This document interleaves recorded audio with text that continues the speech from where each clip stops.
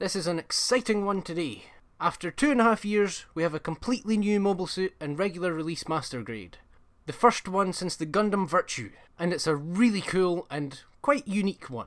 The Gundam Narrative, the main mobile suit from the sequel to Gundam Unicorn, and the prototype testbed for the new Gundam. And the finished mobile suit looks astonishing. Covered in detail and really has options to stand out on a shelf. And it's a great kit, with some issues along the way, but it is a pretty solid release. Literally. I've always liked the design of the Narrative because they did a good job making it look like a prototype. I love the simple, mostly grayscale colour scheme. It helps make it look a lot like a prototype, but the dark blue and small amount of red and the large bright V-fin makes it still look firmly Gundam. If I had to criticise the MG's execution slightly, the frame's a little darker than the original line art, which makes it blend in less, and can make it a little hard to see overall. But otherwise, the master grade and its detail elevates the colour scheme and the overall look. My favourite part is the chest, because it looks cool and aggressive, but also still somehow unfinished, and like an exposed radiator or something. It captures the unfinished aesthetic without just having to be missing parts like the limbs do. Not that I don't like the limbs, the simplicity of them captures my imagination and really makes me want to make a whole load of other customs like a Sinanju, Sazabi prototype version or a complete version of the Narrative where it's finished and those parts have armour and everything. Here I haven't put any extra work into it, no panel lining or anything even. For most of the video the cockpit isn't installed either, as I left it out while building to start painting it. I'll probably make another video on the Narrative once I've finished it and painted some parts and gotten all the decals on as well as to look at the inner frame on its own. Because I always find the inner frames really interesting and they don't get enough of a look. But you can see that it's been designed so that it doesn't entirely really need panel lining or anything. A lot of the panel lines are actually just seam lines, meaning they catch the shadows and stand out perfectly fine without any additional help. Which is another reason why I like the chest so much. The depth of the fins naturally adds shading and captures the shadows and the like. The plastic quality is great.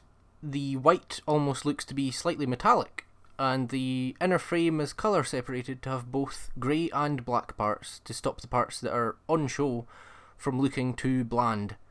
And it has inner frame poking through the white armour in several spots to further break things up and get rid of any monotony.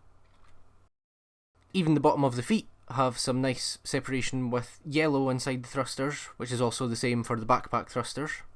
And the surrounding thruster on the feet is also a separate piece too, which is perfect for painting, makes it a lot easier. You don't have to try and mask the foot inner frame or something, and yeah, it's just a separate piece and you can just paint that. So much nicer. Nub placement isn't perfect. Particularly on the arms, you can see there's some in quite prominent front-facing positions, and it's on the dark inner frame, so it stress marks quite easily and visibly. One of the flaps on the chest of mine won't lie down and sit flush, but I'll talk about that more in the build. The V-fin, I feel, deserves some praise though and extra attention, because it looks excellent and is very crisp and sharp and so good. So sharp looking. It doesn't look at all look rounded and babied and safety standardised. The eyes are a separate clear part, which is great. The stickers for them and the cameras on the head and on the rifle are 3D metallic stickers. The knees have a nice movement gimmick, but the gap it leaves is a bit ugly and empty, which kind of undercuts the point of having the knee separate. It's usually to avoid ugly gappage and the like. It is slightly better in C-packs with the Psycho-Frame. The Psycho-Frame adds something to show in the gap. Would have killed for some working pistons in there, that would have been so nice. Nothing like some good working pistons in an MG. In plastic form the legs look a little incomplete. It's personal preference because they're supposed to, obviously, but in comparison to the rest of the mobile suit or the original line art, they look a little more bare because of how the black colour separation of the thighs makes it look even more like parts are missing and that there's exposed internals. And the ankles are a bit more gappy than they usually look. I feel like it's also because the frame is just kind of darker overall than it is in the line art or anime even, so that it is black on the inside and then grey on the outside. If it was a lighter tone for both, it would more accurately match and be more visible, the internals, because the black internals of the thigh just kind of get a little lost a lot of the time and it just looks like a hole. But you can tweak that if you want with the included Deactivated Psycho-Frame, which is even in kind of the colour I think the frame maybe just should have been, a slightly lighter grey. It looks good on the suit. I've had to record this part a couple of times because, yes, it looks actually really good. And it is opaque in the anime, but I mean, so is the pink Psycho-Frame, technically, is always opaque in anime and not transparent. So I always imagined and had seen customs and in kits Deactivated Psycho-Frame being a smoky clear colour. And really that's where I start to find the deactivated frame really disappointing and primarily a huge missed opportunity. Because it also could have been completely clear. And it is supposed to be and kind of advertised and touted as an accessory or option for your unicorns and stuff. Well, the accessory I would really like a lot more, and I know a lot of people would like a lot more, is clear Psycho-Frame.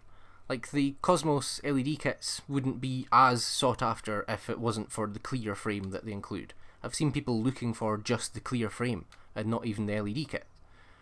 And I find it more of an issue too because this is a Verka. More than really any other Gunpla line, they take into consideration that you might paint it and might want to paint things and make it easier for you, which this doesn't do.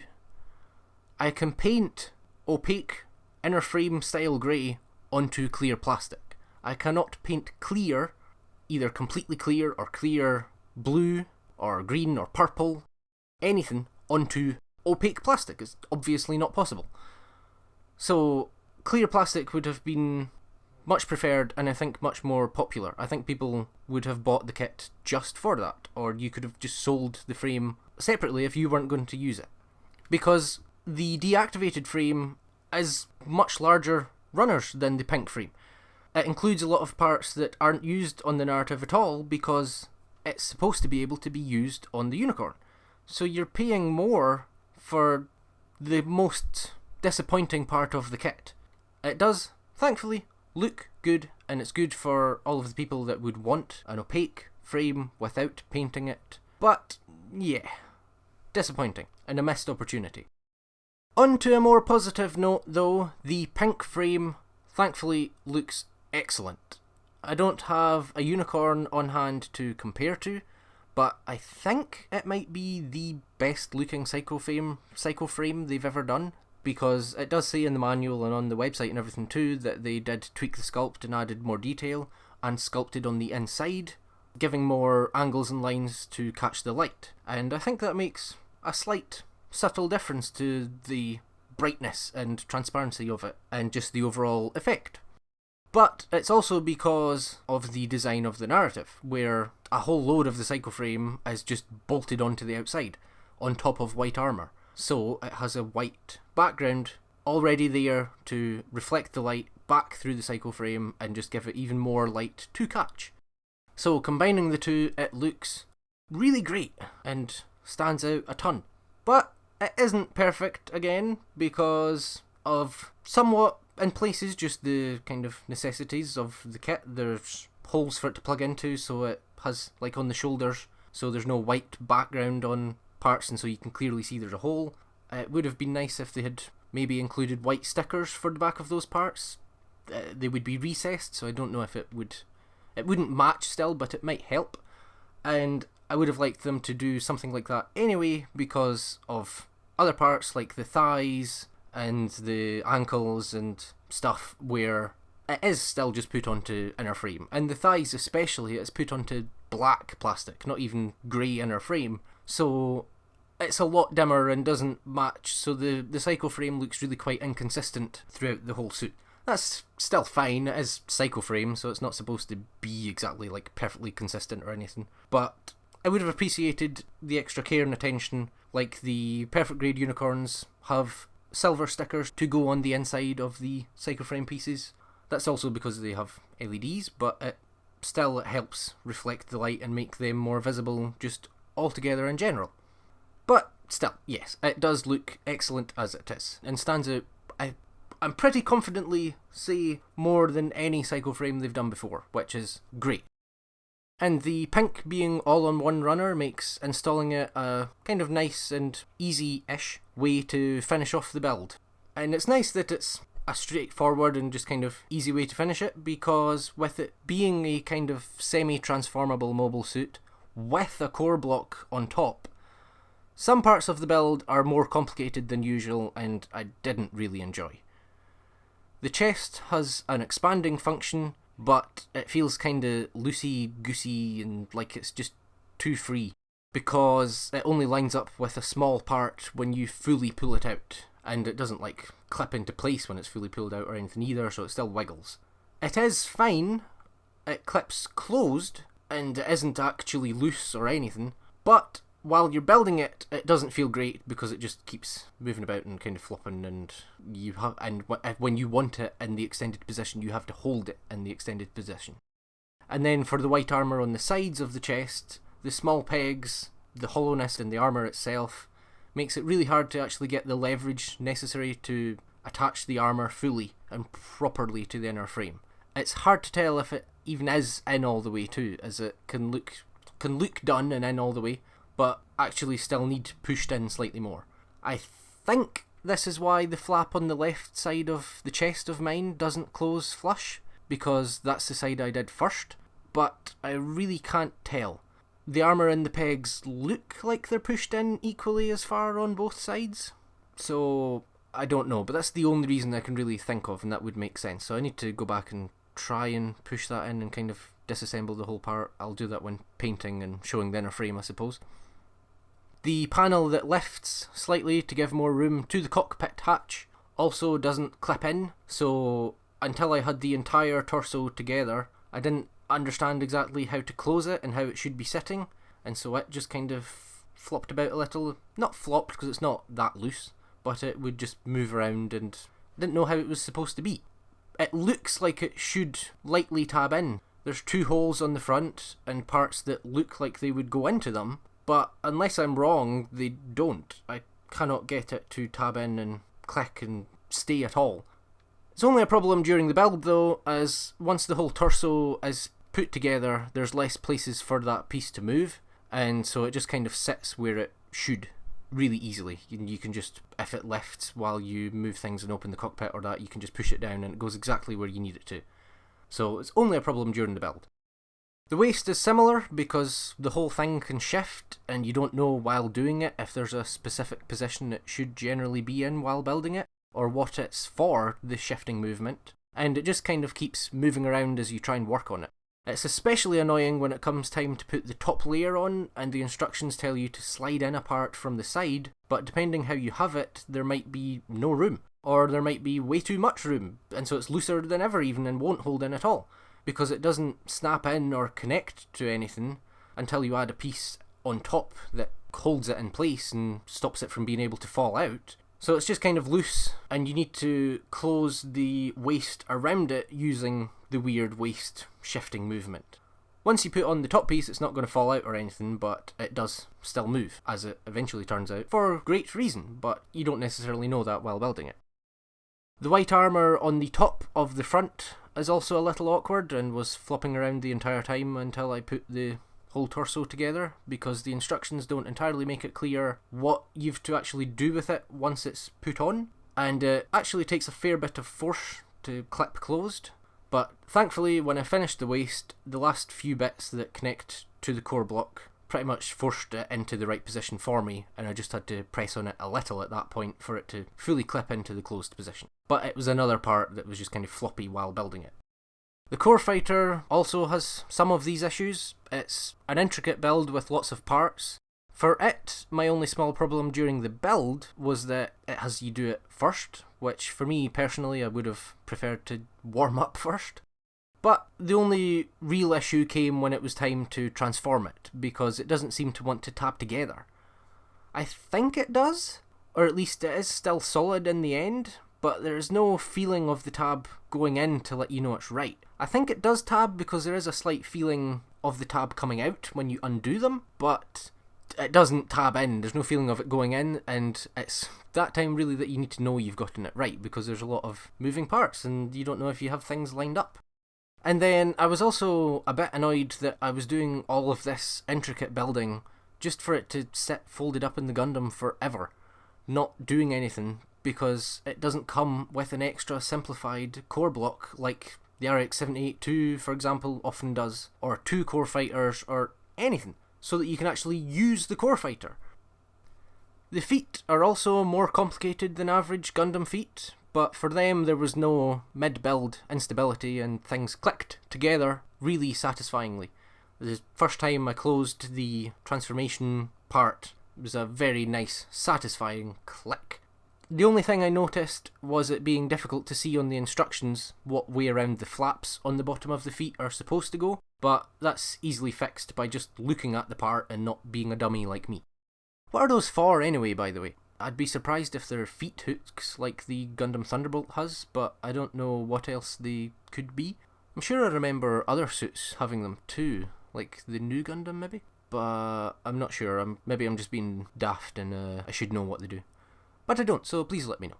So, I ended up really enjoying building the limbs, which is unusual. Usually it's the other way around for me, but the leg build is a little unique, but still not too complicated or long. Limbs can kind of get a little tedious because you're doing 2 of them and stuff.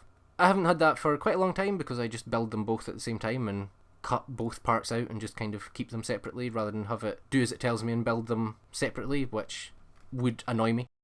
I appreciated also the limbs in contrast with the complicated parts like the waist, because the limbs are just limbs and they don't flop around while you're building them. I do want to warn you though, because I did break a part on the legs. I cut the nub a little away from the part, and then when I went back to cut and trim the nub off, it broke. I should have gone slower because it is obviously fragile, but I wasn't thinking. It's not a break that really matters. It lines up again and becomes invisible, and it will be easy to glue. I just need to be a little more careful until I do glue it, not to snap it off completely. I also think the backpack is really cool with how for the C-Pack's pseudo-transformation you just open the hatch and take out the internals of the backpack and replace them. That's just cool to me for some reason. I still enjoyed building everything though, it's just some parts were strange and it wasn't perfect. But that's why I'm here to help too. I wrote down what runners each subassembly requires in case it helps, as while the instructions do show that on the second page, it groups them far too much so that it's not really usable. I don't know why they still don't just put the runners consistently on the subassembly part in the instructions when you start a subassembly, as having to go back to the start is a little annoying and easy to forget about too, and it doesn't really work at all for me because I usually build on the instructions. And so it's even more of a pain to move parts to change pages and stuff unnecessarily. It is nice that they tell you when you've finished a runner, however, although it wasn't too much help to me because I always build in a little different order, like building the waist before the limbs so that I can get the satisfaction of fully finishing the torso and get it kind of sitting and balancing wherever I put it easier. A lot of the issues will be fine for you though, because you've watched this video and know about them and know why they exist and are necessary. For example, the waist. The reason it moves so much is because the Gundam has a core fighter, so there's absolutely no movement in the actual abdomen, which is another reason a dedicated core block could have been nice. So all the movement is shifted into the waist, and it's actually really quite effective. Actually, I think it might have a lot more movement than most regular other Gundams. It goes quite far forward, back less so, and the main issue, especially with back, is that it doesn't really look that noticeable or that different because it's not coming from the abdomen. but side to side is incredible. It's unbelievable. The head can do a full 360, looks up only a little bit really, looks down a lot though, can shift kind of forward and back, do the giggity motion a little, although it raises a little while doing it, and has some tilt swivel. The shoulder is a hinge that goes this far, a little over 90. You can get it to go slightly further by using the chest shoulder joint, but it doesn't go much further, it doesn't increase it by much. The pull-out mechanism of the chest that I was talking about during the build allows you to tilt and bend the chest a little bit, which theoretically helps bring the arm across the chest, but the joint at the shoulder is really just so good as it is that I don't really particularly think there's very much difference from the chest joint. The biceps, of course, swivel, elbows bend all the way. Pretty much any time you think you've hit the limit, it just keeps going. Forearms have a swivel and can also surprisingly actually pivot on that. Surprisingly helpful. Flap on the back of the forearms opens up, primarily for transformation purposes. The hips have a drop-down motion. The legs get up to only really about 90 degrees forward. It's a little difficult to tell how forward exactly they're going because the waist isn't exactly a constant with how it can shift and things. But for all the movement they have in the drop-down hip, it doesn't really seem to make any difference or improve the movement very much. They thankfully also go back all the way though, and they do full split. The legs of course have a thigh swivel, and the knee bend has the separating knee armour and goes basically all the way. The legs have some opening flaps at the back, and the ankles go a little bit down, further if you use the toe, more so heel joint really, and a little further forward at the ankle but less total range forward because the toe joint cannot move upwards. Still a good amount of range though, and it also of course has pivot. The pivot isn't the most incredible thing ever, it only goes about this far. It also twists slightly while doing it. The hands are fully articulated, but not the perfect grade style, and not the old style of this hand. They're slightly changed, so they're a little more limited than this style of hands usually is. But they're a lot more fun to build than the perfect grade style, where they're just fully built on the runner. It was these kinds of hands that really made me fall in love with MG. Like, I'm even building the mech's fingers, and I also just find them more convenient because whatever I need to do, I can just do.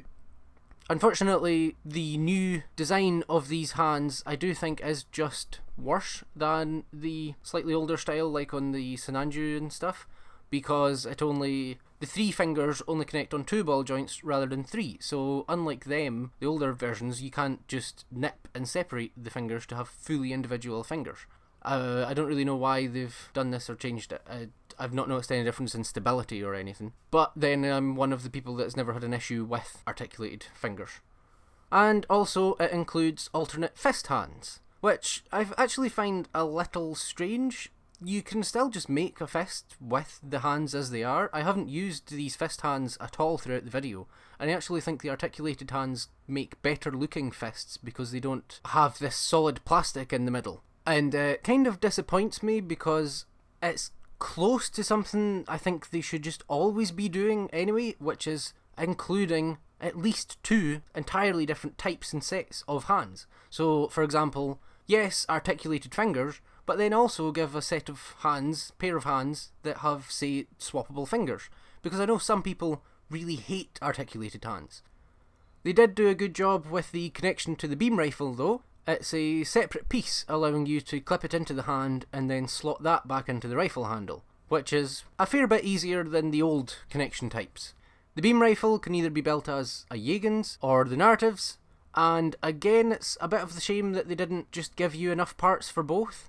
It's the third thing where it feels like they just kind of cheaped out a little. There's no core block, which makes you waste the core fighter.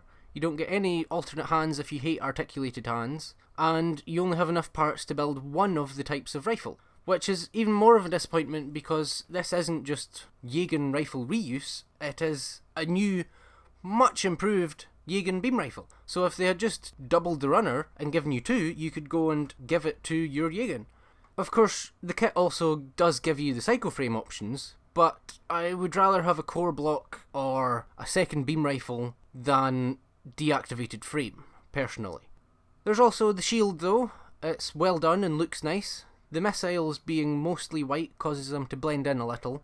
You get 2 connectors for the shield, which is kind of odd because it's not necessary. They use the exact same parts. It's only to save you the bother of swapping round the joint onto each side. So instead you have 2 and can more easily just use the shield on either arm. And it's kind of strange that they give you 2 of these and just give you that extra consideration and extra parts to just make things easier, and don't do that for the aforementioned things. And while their connection is strong, it's a little over-involved to put on the arm if you just want to put the shield on the mobile suit quickly. The accessories can also all be stored on the Narrative Gundam. It somewhat depends what mode you have it in. If you have some Psycho-Frame on it, you can store both the sabers and beam rifle on it at the same time. The shield connection to the backpack though is a little loose. Doesn't feel like I can ever get it to push in all the way, but then I look and it is pushed in all the way. And then I almost forgot, it also comes with landing gear for the core fighter, which, yeah, okay, great, but you're never going to use that. The most surprising thing is that the Narrative Gundam can actually take the funnels from the new Gundam and attach them to itself. And for new Gundam funnels, the connection point is quite secure. Height-wise, the Narrative Gundam is supposed to be 21 meters, so it should be 21 centimeters. Just slightly shorter than the new Gundam, and a lot bigger than the Granddaddy Gundam, and dwarfing late UC suits. I also took photos of it alongside lots of various different things, and 1/100 scaled things, like a tank and a F-35, because I love scale. And here it is next to the awesome Sazabi Verka, and a metal build Kshatriya in 1/100 scale. Steel Legend, I believe. It's a big Gundam, but next to these it gets a little dwarfed. The final product is excellent. I don't think I have anything negative to say about the finished mobile suit. It looks great, it's solid, it moves well, it stands out a lot, it has a lot of different options for display, and it even gives me a lot of custom ideas. The only real major negatives are with the accessories. It feels like they cheaped out a little, and the deactivated Psycho-Frame is a huge missed opportunity. It's only a little wiggly while building certain parts, and going into the build blind it was hard to see the reason for it. I think the actual worst part of the build is just getting the necessary leverage for the side chest armour. But the build is quite unique, just like the finished mobile suit is, and it's quite intricate. Especially knowing everything going into it, I think you'll enjoy it. And yeah, the finished mobile suit looks great, even without any additional work or effort. Next video should be a review of the HG Gawain, because it also just released, and Code Geass is what got me into mecha. Well, mecha kits. So I'm super excited for that. Also, like I said, I think I'll make another video on the Narrative once I've touched it up and decaled it, and also on its inner frame. Not sure if I should make those 2 separate videos. I'll need to see when I come to actually doing it whether they make sense to put together. And before I got the Narrative, I was about finished a video on the Crimson Typhoon from Pacific Rim, which is the thing that got me into mecha in general, and got me to watch Code Geass and Eva and a bunch of others, including Gundam Unicorn actually. If you enjoyed or found this video informative, please subscribe or leave a like. Getting to 1,000 subscribers would be a huge help, because then I can get monetization, which, let's be real, won't add up to much. But it would allow me to get things just to review them, and then sell them on without losing money, or at least would allow me to pretend I won't lose money as an excuse to play with more stuff. Bye!